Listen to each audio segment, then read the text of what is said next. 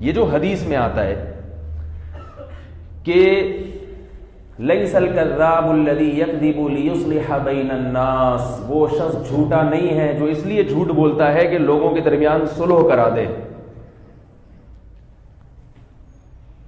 حنفیہ کے نزدیک، امام ابو حنیفہ کے نزدیک صریح جھوٹ بولنا کسی صورت میں جائز نہیں ہے، حتیٰ کہ لوگوں کے درمیان صلح کرانے کے لیے بھی صریح جھوٹ بولنا جائز نہیں ہے. اسی طرح حدیث میں آتا ہے کہ بیوی کو خوش کرنے کے لیے جھوٹ بولنا، اس کی بھی آپ صلی اللہ علیہ وسلم نے اجازت دی ہے. تو یہاں بھی حنفیہ کے نزدیک صریح جھوٹ سے صریح جھوٹ مراد نہیں ہے. کیوں؟ وہ کہتے ہیں قرآن مجید میں آتا ہے لعنت اللہ علی الکاذبین، جھوٹ بولنے والوں پر اللہ کی لعنت. تو حدیث کا ایسا مفہوم بیان کیا جائے گا کہ یہ آیت قرآن کی آیت کے مخالف نہ رہے.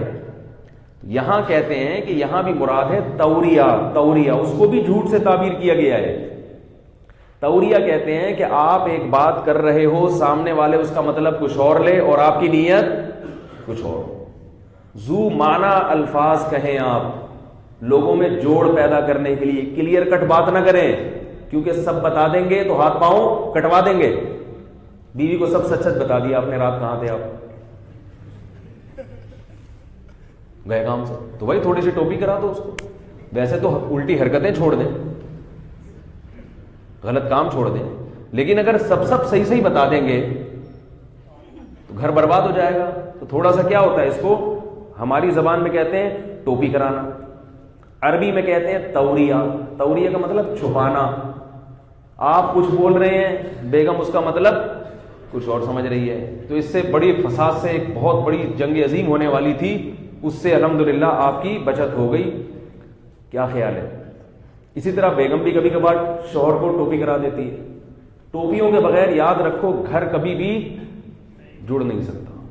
بعض خواتین کہتی ہیں مردوں کو آپ سکھا رہے ہو توریہ کرنا، ٹوپیاں کرانا. تو میں کہتا ہوں کیا خواتین ٹوپیاں نہیں کراتی اپنے میاں کو؟ وہ کون سا بالکل سچ سب بتا رہی ہوتی ہیں. تو یہ نہیں کہ ظلم کرنا شروع کر دیں ایک دوسرے کے اوپر.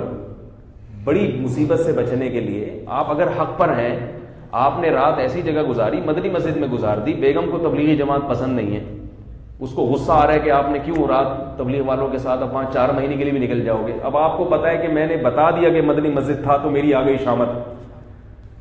اس میں پھر آپ کہہ سکتے ہیں کہ بھائی میں کچھ اب کیا کہنا، یہ تو آپ کا کام ہے نا، میں کیوں بتاؤں، یہ تو آپ سوچیں، ہم کیوں آپ کو ٹوٹ کے بتائیں. تو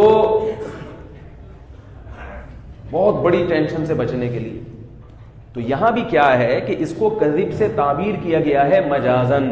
مجاز کا مطلب حقیقت میں یہ کذب یا جھوٹ نہیں ہے، مجازن اس کو حدیث میں کیا کہا گیا ہے، کذب. تاکہ کوئی یہ نہ سمجھے کہ بھائی یہ جن میں تقوی زیادہ ہوتا ہے تو وہ ڈرتے ہیں کہ بھائی ہم گول مول بات کر کے جوڑیں گے تو بالکل ایسا نہ ہو. نہیں، کلیئر کٹ بات. اسی طرح دو میں لڑائی ہو گئی تو تھوڑا بہت ان کو، مثال کے طور پر ایک نے دوسرے کی تعریف کی تو تھوڑا سا مسالہ زیادہ لگا کے بتا دو اس کو، یار وہ تو تمہاری تعریفیں کرتا پھر رہا ہے، وہ تو تمہارے ساتھ اچھا سلوک کر رہا ہے، جب جاؤ تو وہ بولتا ہے کہ بھائی ماشاءاللہ بڑے اچھے آدمی ہیں، حالانکہ اس نے ایک ہی دفعہ بولا تھا اور بول کے بعد میں پچھتایا بھی تھا. لیکن آپ نے اس کے پچھتانے کا تذکرہ نہیں کیا، اس کے صرف بولنے کا تذکرہ کر دیا. ساس بہو میں جھگڑا ہو رہا ہے تو بہو کو بول دو بھائی تمہاری ساس تو، میں تو جب بھی گئی ہوں میرے سامنے تو کوئی برائی نہیں کی اس نے. کیا مطلب وہ برائی جو کی تھی وہ اتنی کم نوعیت کی تھی کہ وہ میں اس کو برائی سمجھتا ہی نہیں ہوں. تو اس قسم کی بات کر کے اس چیز کو کذب سے تعبیر کیا گیا ہے.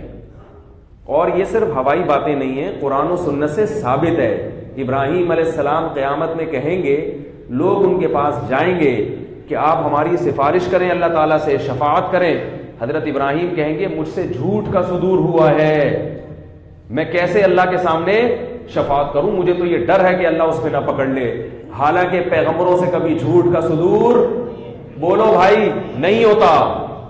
جھوٹ تو انسان کے کردار کو خراب کر دیتا ہے. پیغمبر ابراہیم خلیل اللہ کیسے جھوٹ بولیں گے؟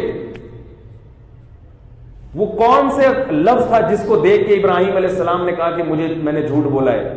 وہ تھا کہ جب قوم نے کہا کہ آپ ہمارے ساتھ عید منانے کے لیے، تہوار منانے کے لیے چلیں، ابراہیم علیہ السلام نے سوچا کہ یہ سارے چلے جائیں، میں اکیلا رہ جاؤں تو میں ان کی بتوں کی کت بناؤں گا،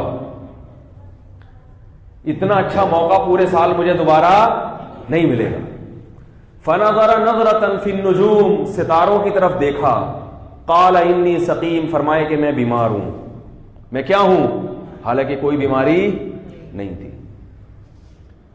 یہاں مراد تھا روحانی طور پر کہ میں تمہارے ان حرکتوں کو دیکھ دیکھ کے بیمار ہو گیا ہوں، روحانی طور پر ذہنی طور پہ ڈسٹرب ہو گیا ہوں، یہ نیت تھی ابراہیم علیہ السلام کی۔ لیکن چونکہ قوم یہ سمجھ رہی تھی کہ واقعی بیمار ہیں، تو پیغمبر نے اس کو بھی تقوی کے خلاف سمجھا، اور قیامت کے دن کہیں گے مجھے ڈر ہے کہ اللہ اس جھوٹ پہ مجھے پکڑ نہ لے کہیں۔